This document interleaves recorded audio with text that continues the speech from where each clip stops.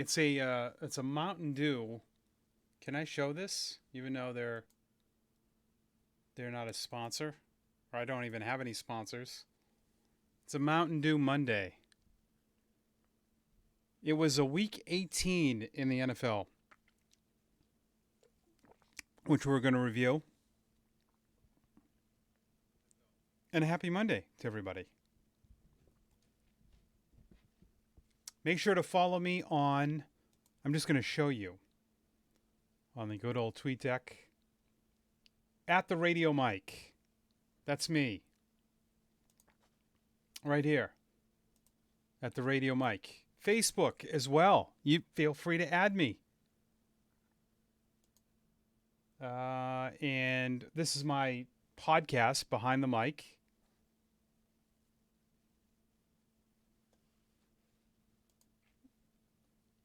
This is my personal one. Feel free. I don't care. I mean, I care. Like, I don't mind throwing out my. This is my sister. She's selling Girl Scout cookies. There we go. I'm gonna like that. I love the live streams. All right. I hope you had a profitable week. You know what's interesting about this final week is it can be harder because we don't know who's really going to play, right? But I thought that made it easier to me because there was clarity on what teams were playing to win and what were not. So for DFS, for any DFS, when you can have some of the answers on the tests, I don't mind it. I had a good week. I had a good week on. I do the Rainmakers too. I won $5 on Rainmakers. Those are NFTs that you buy, and the contests are free. But my cash game lineup was pretty good. We'll start with my GPP lineup. I played one single entry. Mainly stick with these two. Is it 237s? 237s. These didn't even fill. Wow. That's crazy. Smaller contest, smaller prize, better odds to win because I'll show you what the final score was. And then this lineup, this was my worst. This was my. Look at this. I went with a Burrow, Chase to Higgins. Did not run it back with anyone. Went with secondary stack of Thornton and Cook. Oh, this was awful. Ugly. Very ugly. So my best GPP score was 150. I was ninth in this contest. So, guys, the winning score was 182. All right? In this one. That's pretty low. And a lot of GPPs that you guys are going to chase, let's look at what that single entry was. Okay, this is that other one, that 237, it's a 7 multi-entry. I still only put one entry in. This is single entry with almost 12,000 players. To win $5, I would have had to finish 165th. So you're saying, but it's single entry, so it's easier. Okay. Well, the winning lineup had 187, which is not bad. That's why you stick single entry, or I do, and it's usually, believe it or not, higher. But I stick with single entries and as small a contest I can get. Look at I play 10-man. I don't, this single entry was the largest I played. So let's get into, I'm going to show you, though, the other one. This one where I was ninth, the winning lineup was at 160 to win $40. 160. That's pretty low. I mean, I was only 15 points away from winning $40 on a dollar entry. It's 40 times your money. Small wins. You hit a few of those during the season. If you're playing low money like I am, $20 entry, and you hit a $40 and you take home $80 one week, then start play in the bigger GPPs or play high dollar, smaller contest GPPs. I'm not.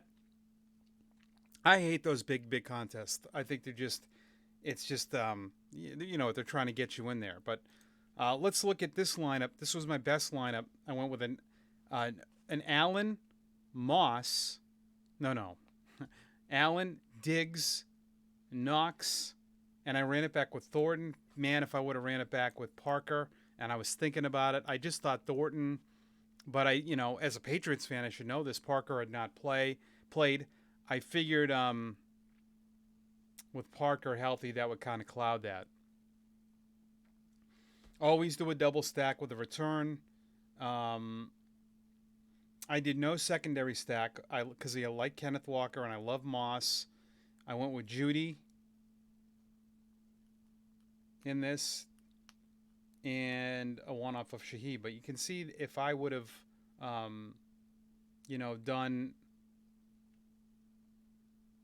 another secondary stack, I probably won this. But that was a good, that was good construction on me. Good lineup construction. I was happy with that. Second biggest was this. This was a Burrow, I think. No, Russell Wilson, which I thought was an easy play this week. I cannot believe that Russell Wilson was solo owned in cash games and in tournaments. Usually you go on recency bias, you see, right? Well, I mean, he's been pretty good. 3 of the last 4 games. Pretty good. Well, going in 2 of the last 3, I guess. Maybe people looked at it, well, it was the Chiefs. I liked him against the Chargers and for the money at 5,400 for a guy that has this kind of ceiling. This was an easy play.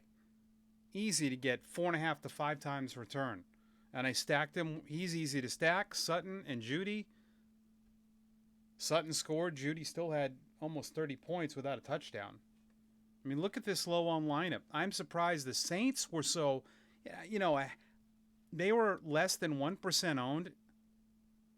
I mean, against Carolina at home, even though they lost. Probably the price. Here, Conklin and Metcalf killed me, and I'm surprised. But I like this lineup. This was a good, well-constructed lineup. I didn't bring it back with anyone because I wasn't sure. If the Chargers, I wasn't sure what they were going to do. If it was a normal, I would have brought it back with Allen or Williams or Palmer or Eckler.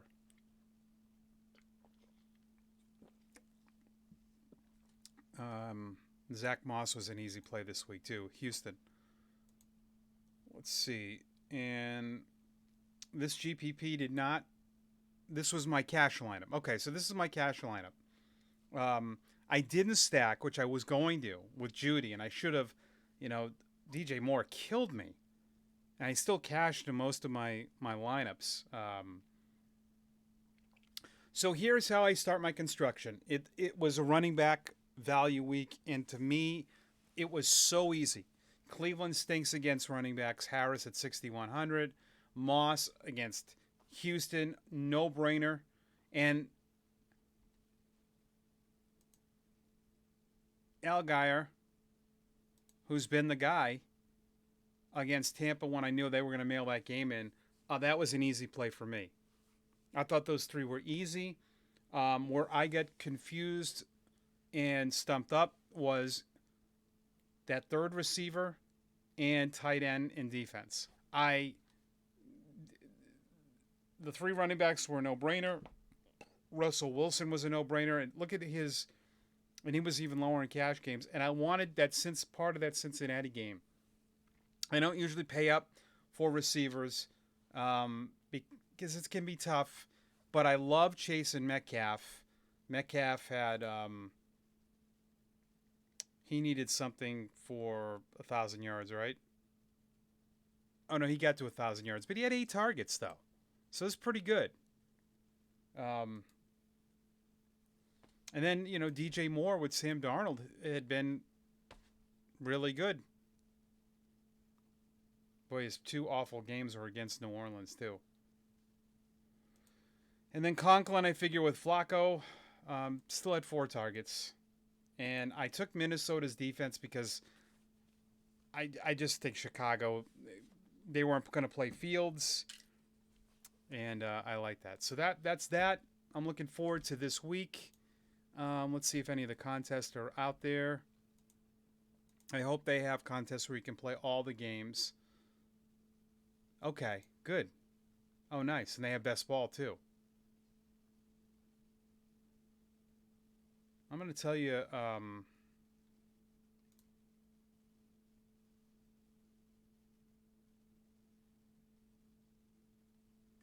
All right. Where's that best ball again?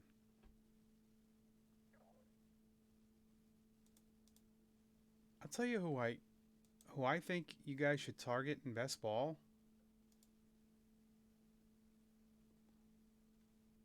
Okay. I think so. Obviously, people are going to probably go for Mahomes, but I think a sleeper, sleeper, sleeper.